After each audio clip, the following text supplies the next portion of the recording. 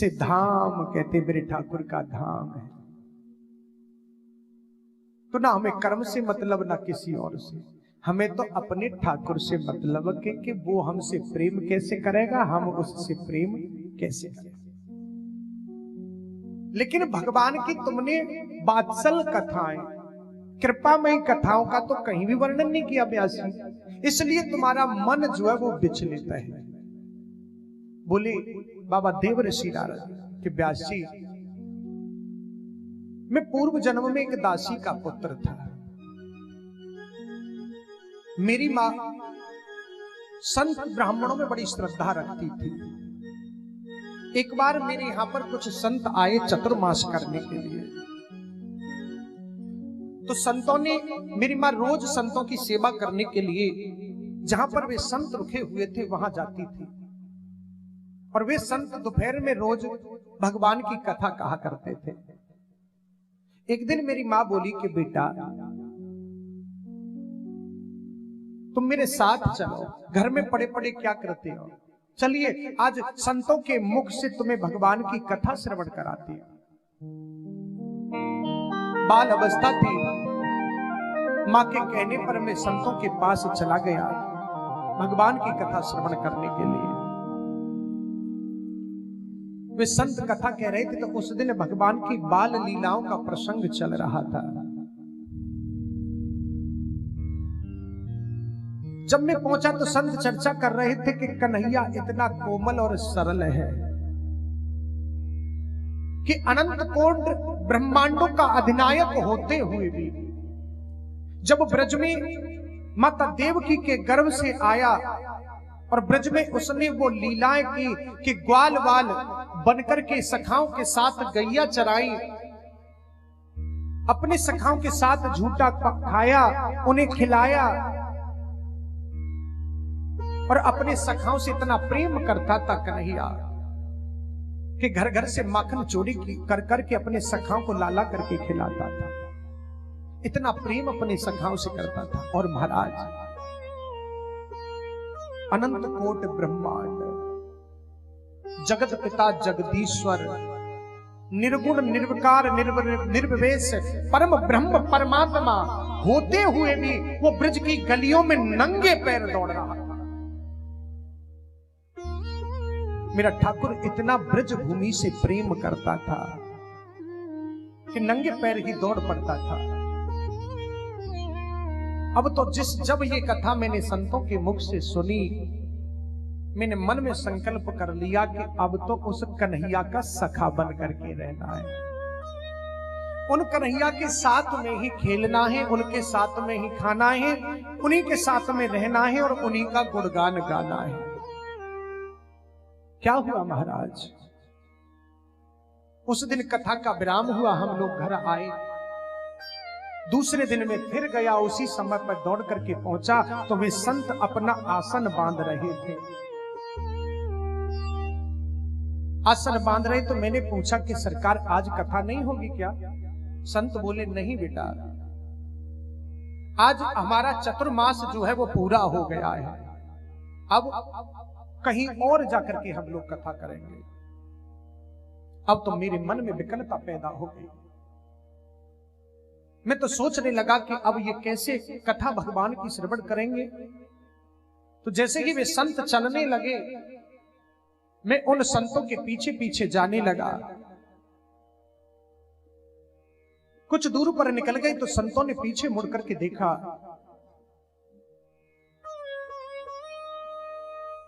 तो मैं उनके पीछे तो संत रुक गए। उन्होंने पूछा कि बेटा तुम कहां जा रही हो हमारे साथ में? वे संतों से मैंने कहा कि बाबा मैं तो अब आपके साथ ही चलूंगा, जहां आप भगवान की कथा कहेंगे ना वहीं बैठ करके मैं आप भगवान की कथा श्रवण करूंगा। संत बोले बेटा तुम अपनी मां के इकलौते पुत्र हो, और यदि मां की वृद्ध अवस्था है, देखो एक बात है, बेटा चोर बन जाए, बेटा डाकू बन जाए, बेटा बदमाश बन जाए है, या बेटा नेता बन जाए, तो माता पिता कुछ दिन तक डांटेंगे, फिर ये कहेंगे कि चलो जो करेगा सो भरेगा, इसे छोड़ो इसके हाल पे। ज्यादा करेंगे तो घर से बाहर निकाल देंगे कि जा करे और खा।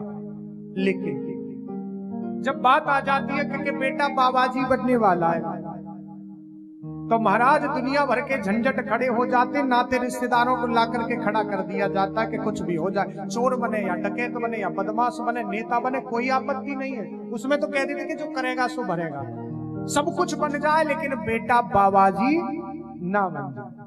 जबकि जिस घर में संत पैदा हो जाता है महाराज, जिस घर में भक्त पैदा होता है, 7 पीढ़ी पीछे की और 7 पीढ़ी आगे की उसकी परमधाम हो जाती है। विचार करने वाली बात। तो संतों ने बताया कि बेटा तुम्हारी माँ ने हमारी सेवा की है, अब उसे तुम्हारे सहारे की आवश्यकता है, इसलिए तुम बेटा घर में ही रहो। महाराज संतों के कहने से बोले कि नहीं सरकार मैं नहीं जाऊंगा, और यदि भगवान को पाना है, भगवान के प्रेम को भगवान के साथ संबंध बनाना है, तो ये हमारा गुरु मंत्र लेकर के जाइए। तो उसी समय उन्होंने मेरे गले में कंठी बांधी, मस्तक पर चंदन लगाया और मेरे कान में गुरु मंत्र फूंक दिया और कहा कि बेटा नित्य प्रति बैठ करके इसका जप करना, अवश्य तुम्हें ठाकुर के दर्शन होंगे। अब तो क्या हुआ, जब मैं 10-10 घंटे बैठ करके घर में भजन करने लगा, तो एक दिन मेरी माँ पड़ोसिन से बोली कि बहन, जो कि हाँ कोई जुगाड़ हुए तो हमारे लाला को ब्याह करवा दे। बोली क्यों? कि अगर इसकी पत्नी आ जाएगी ना तो ये बाबाजी नहीं बनेगा। लेकिन मेरे मन में पूर्ण शंका है रही है कि अब ये बाबा बने बिगड़ नहीं रहेगा, इसलिए विवाह हो जाएगा तो बाबाजी नहीं बनेगा। अब तो मैं भगवान से हाथ जोड़ने लगा कि प्रभु अब ही तो माँ से छुटकारा पाने के लिए प्रार्थना कर रही है, अगर कहीं वो आ गई तो महाराज जीवन बर्बाद हो जाएगा, इसलिए ठाकुर मेरी रक्षा करो। तो उसी क्षण भगवत प्रेमी हो। कुछ दिन चलता रहा, कुछ दिन के बाद में भगवान ने मेरी सुन ली। मां शाम का वक्त था और गैया दुहने के लिए जा रही थी, तो जाते वक्त मेरी मां का एक सर्प के ऊपर पैर पड़ गया। सर्प ने मेरी मां को डस लिया और मां की मृत्यु हो गई। अब हृदय में तो प्रसन्नता हुई, लेकिन संसार को देख करके मुंह रोने जैसा जरूर बना लिया कि अगर मैं कहीं खुशी मनाने लगा तो संसार के लोग तो अजीब है ना, ये कहने लगे कि देखो कि मां मरी और खुशी मना रहा है। तो इसलिए चेहरा मैंने रोने जैसा बना दिया कि चलो बढ़िया भाई मां मर गई। जैसे तैसे मैंने जल्दी जल्दी मां का अंतिम संस्कार करके और घर छोड़ करके मैं निकल पड़ा। एक निर्जन वन में जाकर के एक वृक्ष की छांव में बैठ गया और बैठ करके वहां पर जाकर के मैंने 10 घंटे भजन करने लगा।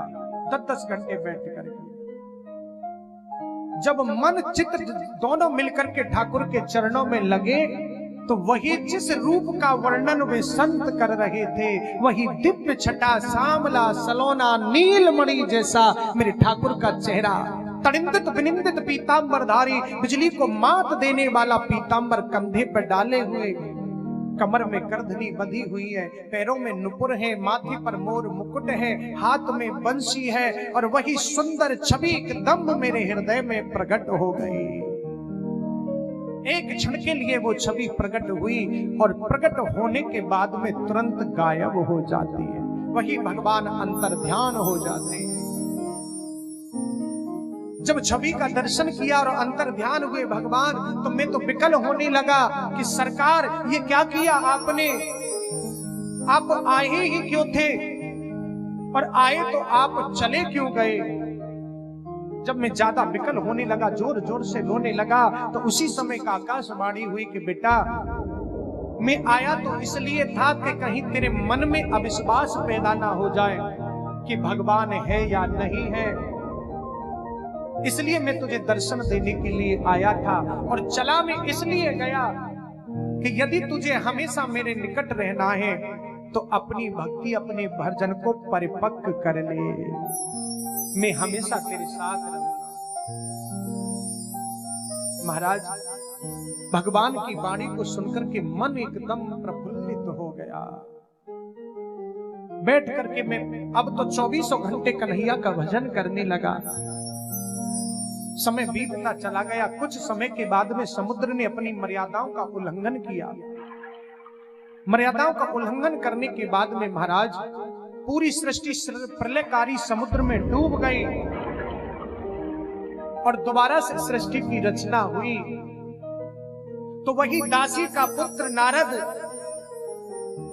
आज ब्रह्मा का मानस पुत्र बन करके प्रकट हुआ है, जो तुम्हारे सामने खड़ा है। बोलिए श्री देव ऋषि नारद भगवान की जय। वही दासी का पुत्र नारद आज देव ऋषि बनकर के तुम्हारे सामने खड़ा है। एक दिन में भगवान के सामने उनके नाम का गुणगान करके नृत्य कर रहा था। नृत्य करते करते मेरे ठाकुर को जब मैं दिखाई दिया, उन्होंने नेत्र खोल करके देखा तो मेरे नृत्य को देख करके वो प्रसन्न हो गए। और उसी समय मेरे कन्हैया ने मुझे अपनी बीड़ा प्रदान कर दी कि बेटा नारद जाइए इस बीड़ा पर जन जन में जाकर के मेरे नाम का प्रचार प्रसार करिए। उसी दिन से व्यासी मैं तो अपने ठाकुर के गुणगान गा रहा हूं और बस उन्हीं के सामने उन्हीं का खाना, उन्हीं का पीना, उन्हीं के साथ रहना, सब कुछ उनके साथ, एक क्षण भी उनसे दूर नहीं रहता हूं। तो सरकार ऐसी लीलाओं का वर्णन करिए जिससे मन भगवान के चरणों में लग जाए। बोलिए वृंदावन में हरि लाल की जय। ये बात बाबा वेदव्यासी के मन में आई। हो अभी तो जगाया तुझे,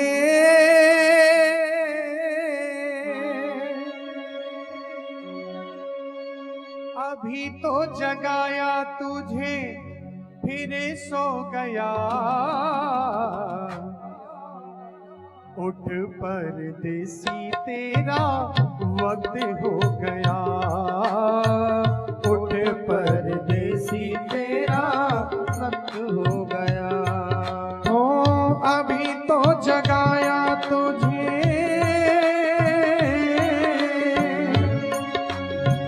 अभी तो जगाया तुझे फिर सो गया।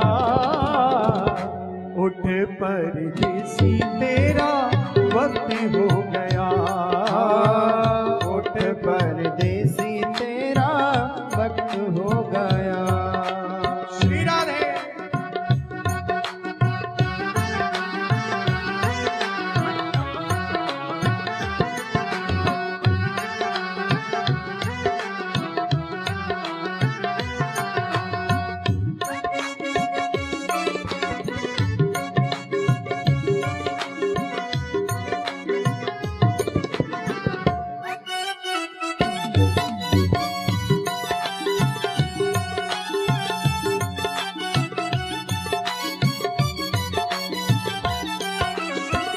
हम परदेसियों की यही है कहानी। हम परदेसियों की यही है कहानी। ओ हम परदेसियों की यही है कहानी। हम परदेसियों की यही है कहानी। हाँ आए और चले गए खत्म कहानी। आए और चले गए खत्म कहानी। हो कोई चला हंसते हंसते, हो कोई चला हंसते हंसते, कोई रो गया। उठ परदेसी तेरा वक्त हो गया। उठ परदेसी तेरा वक्त हो गया। अभी तो जगाया तुझे, अभी तो जगाया तुझे फिर सो गया। उठ परदेसी तेरा वक्त हो गया। उठ परदेसी तेरा वक्त हो गया।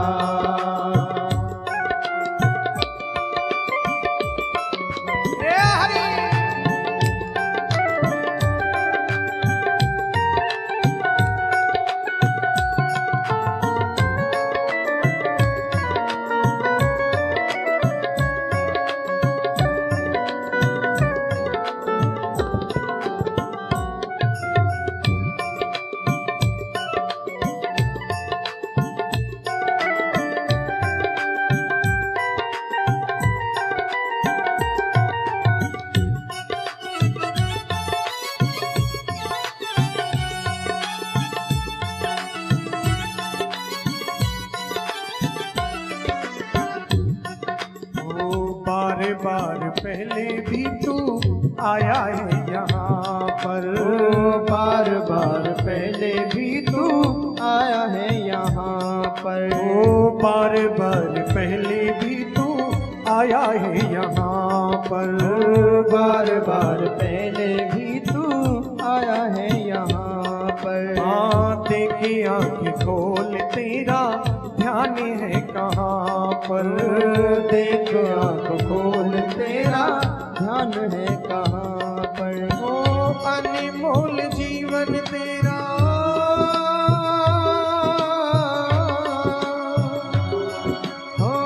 अनमोल जीवन तेरा व्यर्थ हो गया। उठ परदेसी तेरा वक्त हो गया। उठ परदेसी तेरा वक्त हो गया।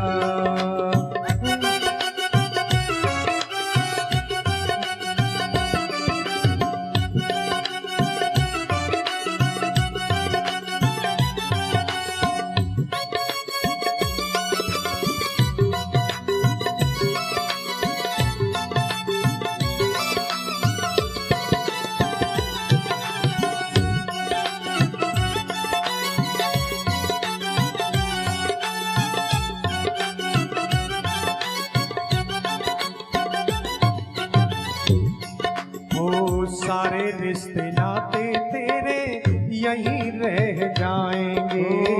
सारे रिश्ते नाते तेरे यहीं रह जाएंगे। सारे रिश्ते नाते तेरे यहीं रह जाएंगे। सारे रिश्ते नाते तेरे यहीं रह जाएंगे। हीरे और मोती तेरे काम नहीं आएंगे। हीरे और मोती तेरे काम नहीं आएंगे। हीरे और मोती तेरे काम नहीं आएंगे। हीरे और मोती तेरे काम नहीं आएंगे। बोझा तू पापों वाला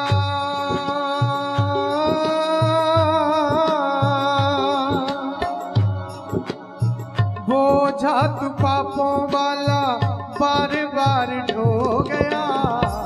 उठ परदेसी तेरा वक्त हो गया। उठ परदेसी तेरा वक्त हो गया। उठ परदेसी तेरा वक्त हो गया।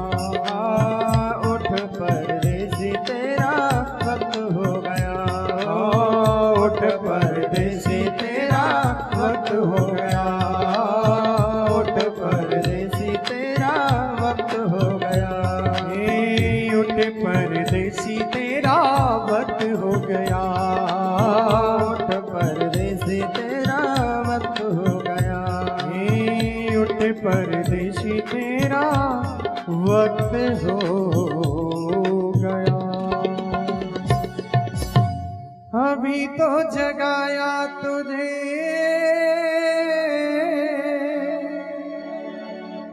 अभी तो जगाया तुझे फिर सो गया। उठ परदेसी तेरा वक्त हो गया।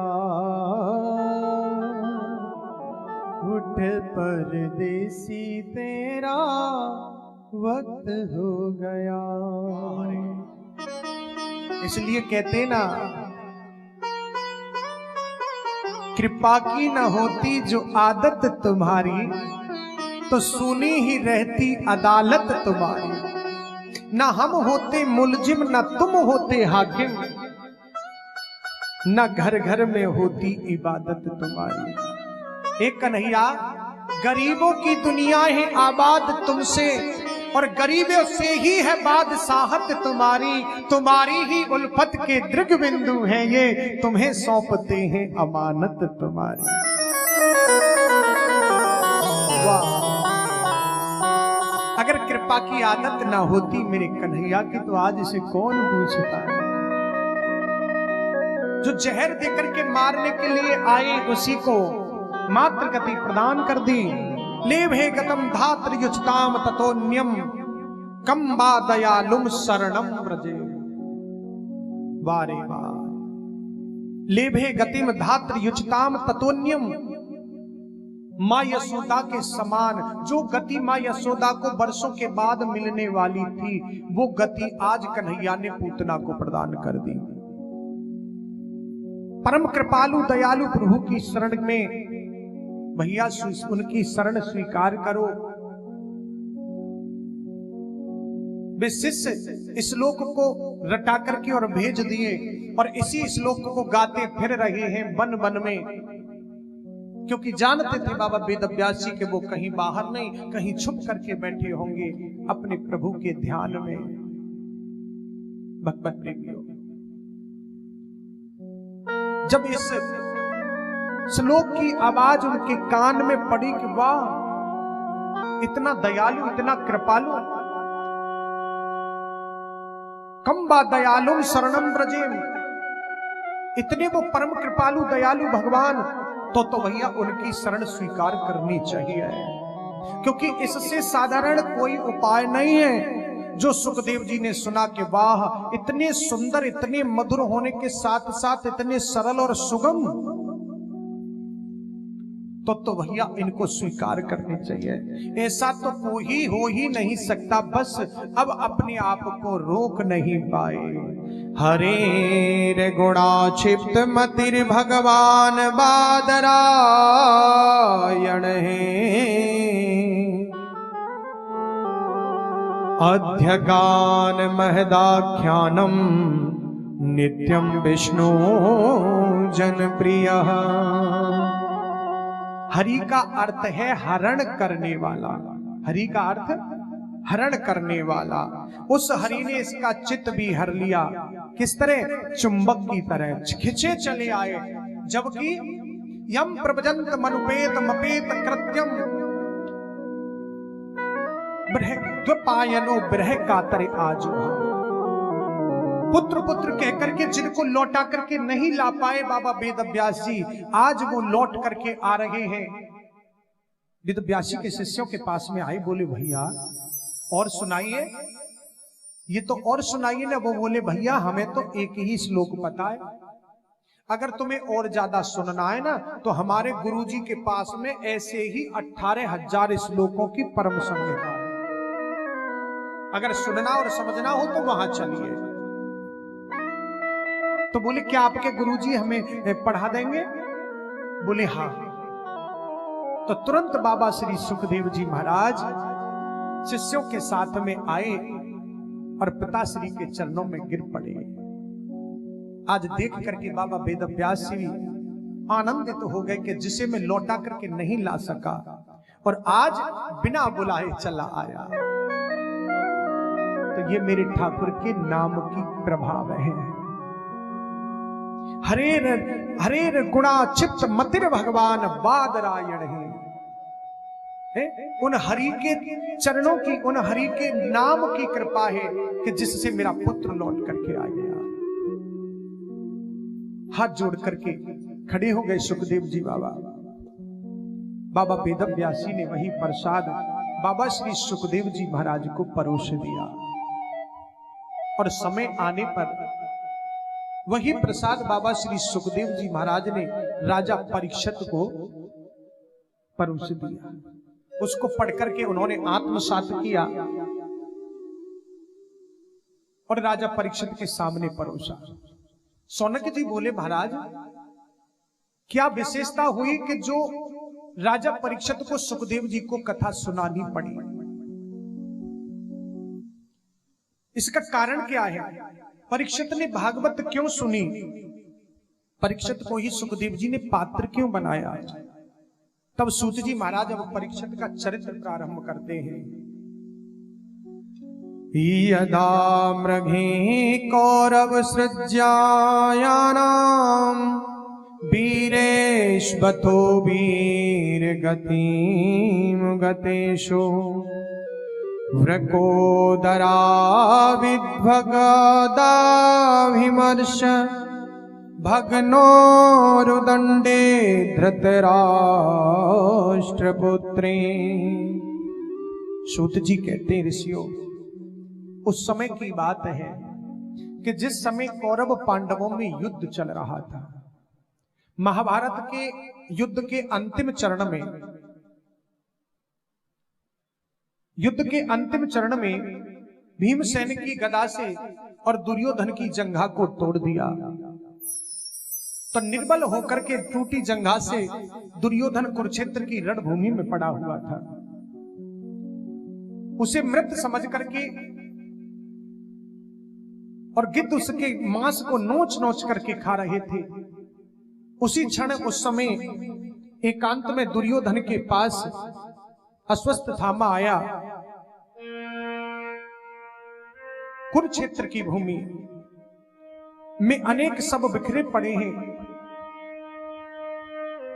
कई हिंसक उसके जीव खाने के लिए झपट रहे, कई गिद्ध आकाश में दृष्टि डाले हुए और जहां भी जाते हैं वहीं जाकर के बैठ जाते हैं। कई गिद्ध उसे खाने के लिए दौड़ रहे हैं। जब वो पड़ा पड़ा विकल हो रहा था तो अश्वत्थामा ने जाकर के देखा और कहा कि भैया क्यों विकल हो रहे हो? दुर्योधन बोला क्या बताओ भाई, मुझे दुख इस बात का नहीं है कि मेरे 100 भाई मारे गए। हम 100 भाई थे, वे सब के सब मारे गए। मुझे दुख इस बात का नहीं है, मुझे दुख तो इस बात का है, बोलिए संत भगवान की। मुझे दुख इस बात का है कि मेरे शत्रु 5 थे और 5 के 5 आज जिंदा हैं। अगर एक की भी संख्या कम हो जाती तो मेरे चित्त को शांति मिल जाती। अश्वत्थामा बोला कि इसमें कौन सी बड़ी बात है, तुम एक की चिंता करते हो। भूल तुमने की है दुर्योधन कि अगर मुझे सेनापति बनाया होता ना तो तुम एक की बात करते थे, मैं 5 को जब ही मार देता। दुर्योधन बोला कि अभी भी मेरे पास में अधिकार है, क्योंकि अभी पांडव राजा नहीं बने। पूर्ण अधिकार मेरे पास में लीजिए, अभी राज्य तुम्हारा अभिषेक करता हूं और जाइए, मैं तुम्हें अभी सेनापति का पद सौंपता हूं। उसी क्षण भगवत प्रेमियों, अब देखिए सेनापति के पद का अभिषेक किया गया तो रक्त से उसका तिलक किया गया है। अब मारोली चंदन तो था नहीं कि जिससे तिलक करता, रक्त से ही अश्वत्थामा का तिलक कर दिया कि जाइए मैंने तुम्हें आज सेनापति बना दिया।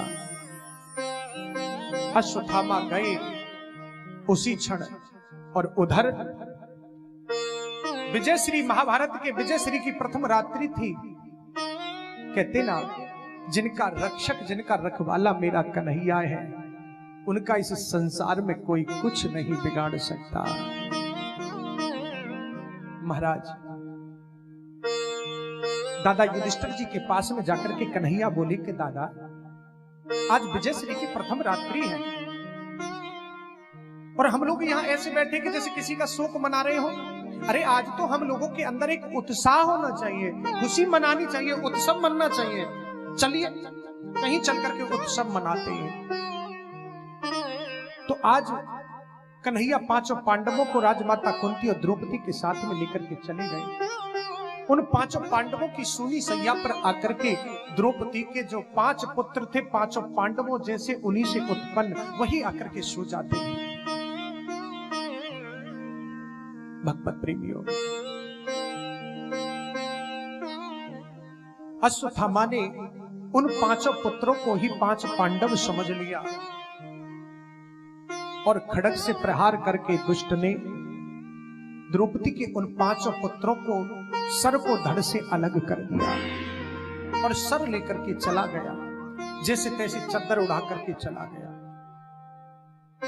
महाराज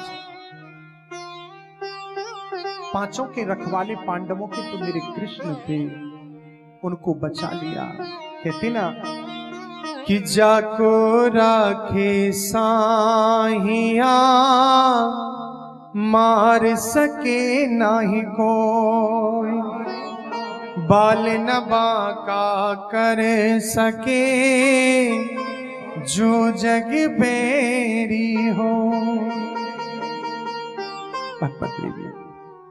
पांडवों को तो बचा लिया कन्हैया ने, अब रोज की भांति द्रौपदी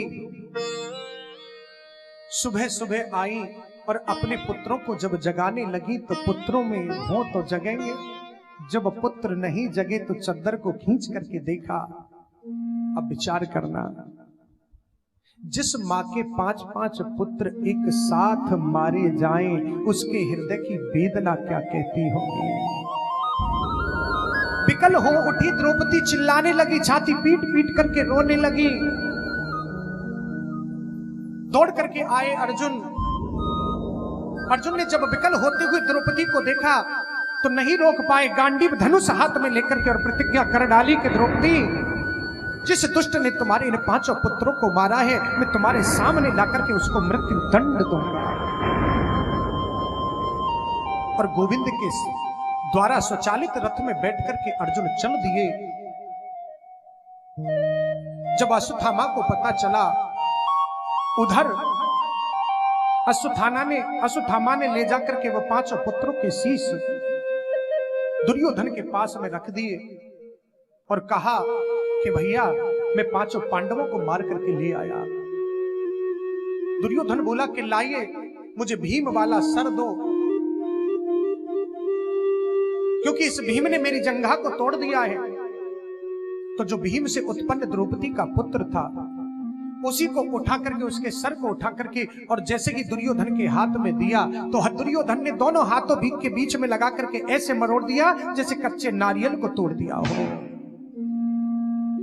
भगवत प्रेमियों, दुर्योधन समझ गया कि ये भीम का सर नहीं हो सकता, क्योंकि मैं जानता हूं कि उस कुरुक्षेत्र की रणभूमि में मैंने सहस्त्रों गदाओं का प्रहार किया भीम के सर पर, लेकिन एक बूंद रक्त तक नहीं निकला। और आज ऐसे कच्चे नारियल की तरह टूट गया। नहीं, अंधेरा था, बोला प्रकाश का इंतजाम करिए। तो मिसाइल जलाकर के अश्वत्थामा लाया तो देखा कि 5 के सर, 5 पुत्रों के सर कटे पड़े हैं।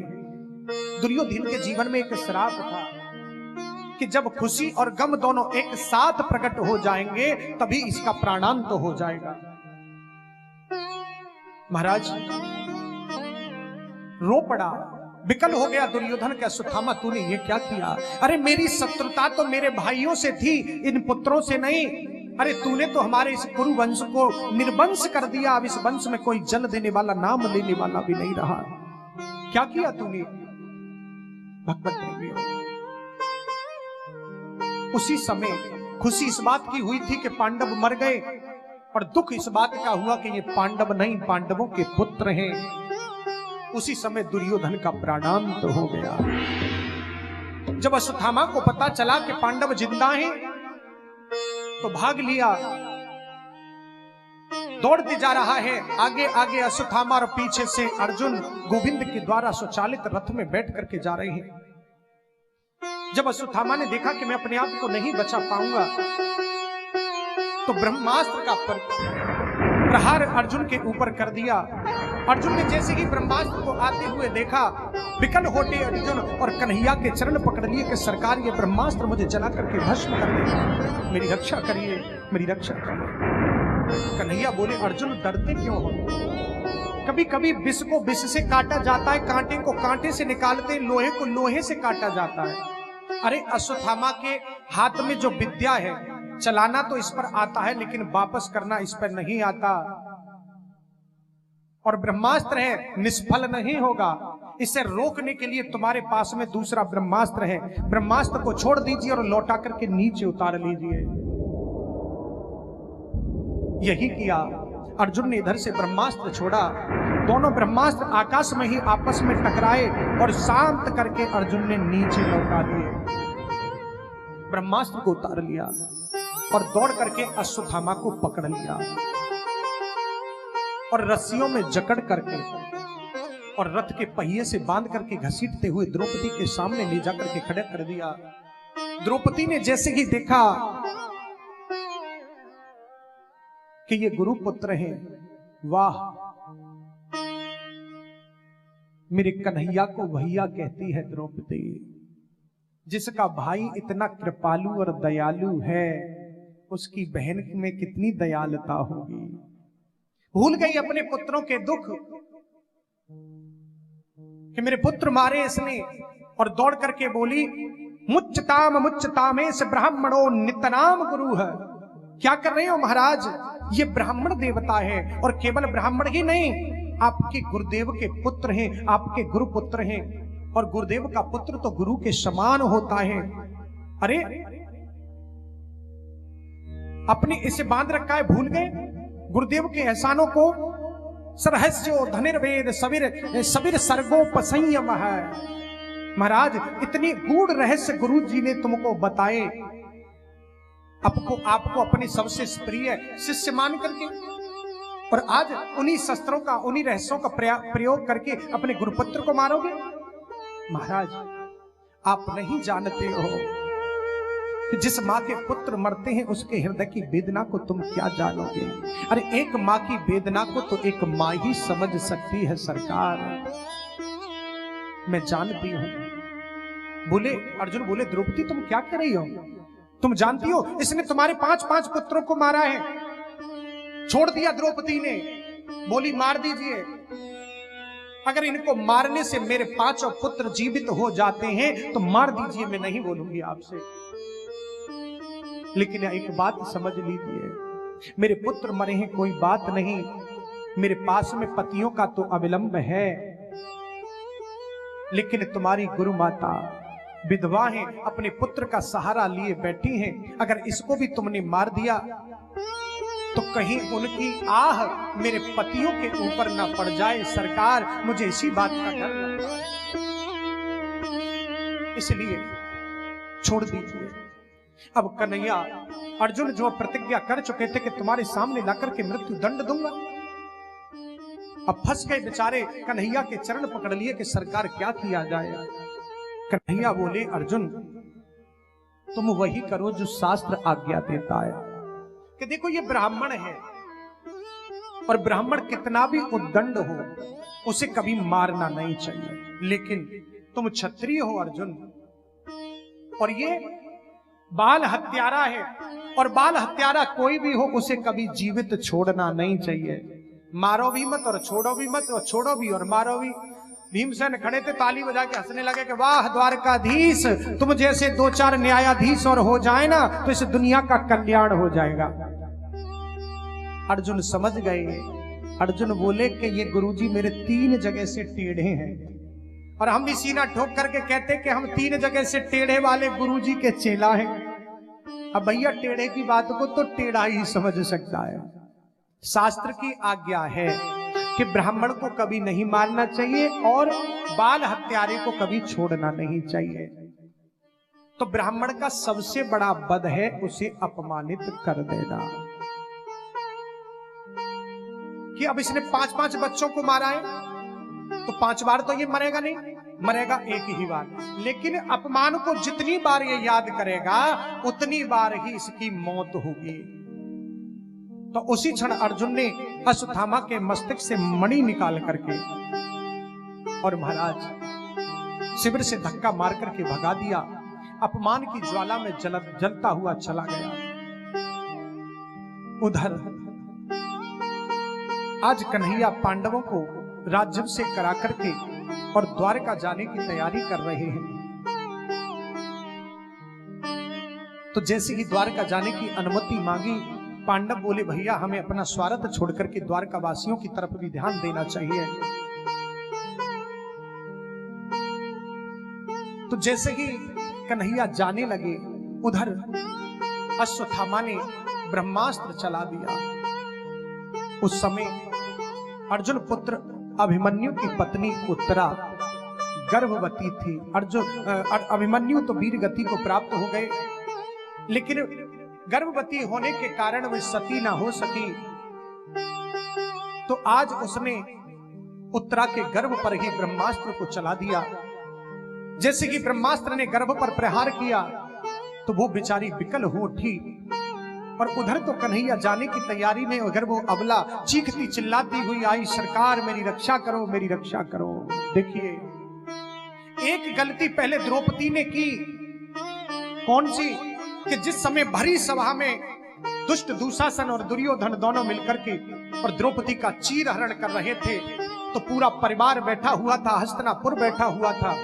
पहले सबसे प्रार्थना की कि कोई मेरी रक्षा करो, कोई मेरी रक्षा करो, लेकिन जो सुनता था वही गर्दन को नीचे कर लेता था। अंत में जब कहीं से सहारा नहीं मिला तो द्रौपदी ने अंत में मेरे कन्हैया को पुकारा, तो मुंह से आवाज निकली कि कन्हैया दौड़ करके आए और द्रौपदी की रक्षा की।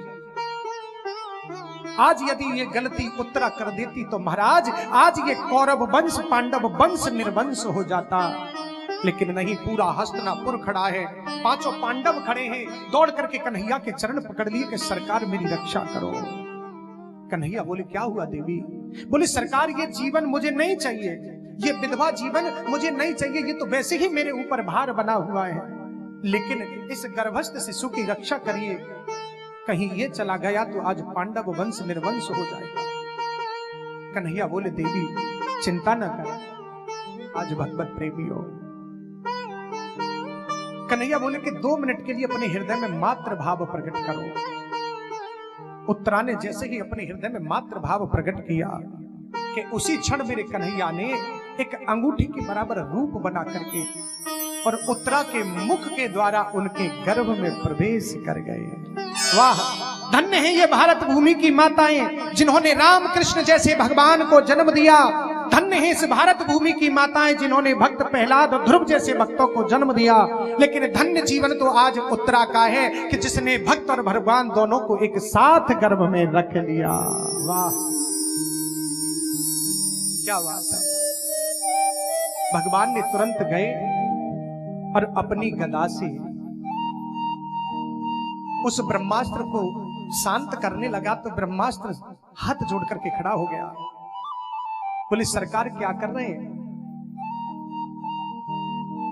मेरा तो प्रभाव ही खत्म हो जाएगा, मैं घर लौट गया। तो कन्हैया बोले कि इस समय तू लौट जा, इसके ऊपर कोई भी आंच नहीं आनी चाहिए, और जिस समय यह बच्चा पैदा हो उस समय तू अपना प्रभाव दिखा लेना। तो भगवत प्रेमियों, ब्रह्मास्त्र को शांत करके कन्हैया ने लौटा दिया और तुरंत एक रूप से कन्हैया बाहर खड़े थे और एक रूप से उत्तरा के गर्भ में थे। बाहर निकल के आए जैसे ही तो मुस्कुराते हुए कन्हैया ने पूछा कि देवी अब कोई कष्ट तो नहीं है? उत्तरा बोली नहीं सरकार, अब मैं अपने आप को स्वस्थ महसूस कर रही हूं, अब मुझे कोई कष्ट नहीं है। अब कन्हैया जैसे ही रथ में बैठ करके जाने लगे, दौड़ती हुई राजमाता कुंती आई और आकर के कन्हैया के चरण पकड़ लिए। तो जैसे ही कन्हैया के चरण पकड़ के उछल करके कन्हैया दूर खड़े हो गए कि बुआ क्या कर रही है? बोली केशव आज मुझे मत रोकिए। बुआ अरे हम आपके भाई के अष्टम पुत्र हैं, हमें तुमको प्रणाम करना चाहिए, आप हमारे चरण पकड़ रही हैं। नहीं, बोली नहीं केशव, मैं जानती हूं कि मैंने 50 बार तुम्हारी भगवत्ता को जान लिया, लेकिन जब जब तुम्हारी भगवत्ता को जानती हूं ना, तब तब तुम इतने प्यार से मुझे बुआ कहते हो कि सारी भगवत्ता को भूल करके केवल अपना भतीजा मान करके रह जाती हो। लेकिन कृष्ण आज मुझे नहीं रोको, क्योंकि मैं अपने भतीजे को नहीं अपितु प्रकृति से परे उस परम पुरुष परमात्मा निर्गुण निर्विकार निर्विशेष परम ब्रह्म उस जगत पिता जगदीश्वर के लिए प्रणाम कर रही हूं, जो सत्य असत्य से भी परे है, जो प्रकृति से भी परे है। कृष्ण बोले बुआ तुम चाहती क्या हो? क्या कृष्ण जिस समय मेरे पुत्रों के ऊपर संकट थे उस समय तुम यहां खड़े थे, कब कब तुमने रक्षा नहीं की? और देखिए इनको, वो तो पुरानी बात थी, लेकिन अभी अभी तुमने मेरी आंखों के सामने इस पांडव वंश को निर्वंश होने से लिए बचा रहे हैं, लेकिन तुम्हें कोई धन्यवाद तक नहीं कर रहा है। कन्हैया बोले बाबू इसमें कौन सी धन्यवाद की बात है, और कौन से कष्ट का निवारण मैंने कर दिया? बुआ तुम नहीं जानती हो कि तुम्हारे पुत्र इतने बलशाली थे कि उन्होंने स्वयं ही कौरवों का नाश कर दिया, इसका तुम बर्तन मुझे क्यों दे रही हो? कुंती माता बोली कि नहीं केशव, भगवत प्रेमियों बोले कि अच्छा तो बताइए यदि मैं भगवान हुआ तो क्या करोगे तुम? बोले कि नहीं केशव, यदि तुम वास्तव में भगवान हो, बोले कि चलो बुआ मान लीजिए कि हम भगवान हैं, तो मानिए, मांगिए, तुम्हें जो चाहिए सो मैं आज दूंगा। धन्य है वो राजमाता कुंती, आज झोली फैला करके कन्हैया के सामने खड़ी हो गई कि केशव, अगर मुझे देना ही चाहते हो ना तो एक ही वरदान दे दीजिए कि जब तक इस कुंती के जीवन में सांस है, जब तक इसके तन में सांस है, तब तक दुख ही दुख इस कुंती के जीवन में आते रहें, सुख कहीं देखने को ना मिले। कन्हैया बोले बुआ क्या कह रही हैं आप? दुख के नाम से दुनिया डरती है और तुम दुख मांग रही हो? बुआ दुख नाम की वस्तु मेरे खजाने में नहीं है, क्या करोगी दुख लेकर के? बोले कन्हैया ऐसे सुख का लेकर के क्या करें जिस सुख को आते ही तुम छोड़ करके चले जाओ। हमें तो वो दुख चाहिए जिस दुख में तुम हमेशा हमारे सामने रहो। अरे संसार का वो सुख ही सबसे बड़ा दुख है कि जिस सुख को आते ही कन्हैया छोड़ करके चला जाए, और संसार का वो दुख सबसे बड़ा सुख है कि जिसमें उसकी याद बनी रहे। राजमाता कुंती कह रही है कि सुख भी मुझे प्यारे हैं, दुख भी मुझे प्यारे हैं, छोड़ो मैं किसे भगवन, दोनों ही तुम्हारे हैं, छोड़ूं मैं किसे भगवन, दोनों ही तुम्हारे हैं, सुख भी मुझे प्यारे हैं, दुख भी मुझे प्यारे हैं, छोड़ूं मैं किसे भगवन, दोनों ही तुम्हारे, छोड़ूं मैं किसे भगवन, दोनों ही तुम्हारे हैं। और हे कन्हैया सुख दुख ही तो जीवन की गाड़ी को चलाते हैं, सुख दुख ही तो जीवन की गाड़ी को चलाते हैं, सुख दुख ही तो हम सबको इंसान बनाते हैं, सुख दुख ही तो हम सबको इंसान बनाते हैं, इंसान बनाते हैं, संसार की नदिया के दोनों ही किनारे हैं, संसार की नदिया के दोनों ही किनारे हैं, छोड़ूं मैं किसे भगवन, दोनों ही तुम्हारे हैं, सुख कन्हैया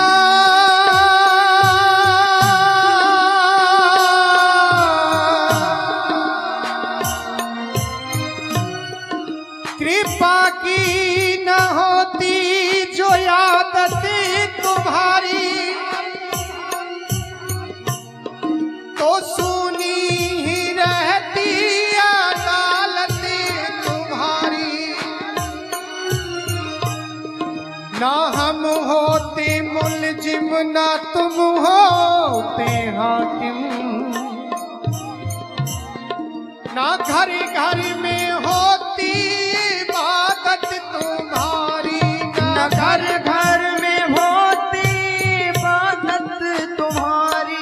सुख भी मुझे प्यारे हैं, दुख भी मुझे प्यारे हैं। छोड़ूं मैं किसे भगवान, दोनों ही तुम्हारे हैं। और हे कन्हैया, सुख में तेरा शुक्र करूं, दुख में फरियाद करूं। सुख में तेरा शुक्र करूं, दुख में फरियाद करूं। सुख में तेरा शुक्र करूं, दुख में फरियाद करूं। सुख में तेरा शुक्र करूं, दुख में फरियाद करूं। जिस हाल में रखे मुझको उस हाल में याद करो। जिस हाल में रख मुझको उस हाल में याद करूं। जिस हाल में रखे मुझको उस हाल में याद करो। उस हाल में याद करो। तेरी याद में ही मैंने गीतों को सवारे।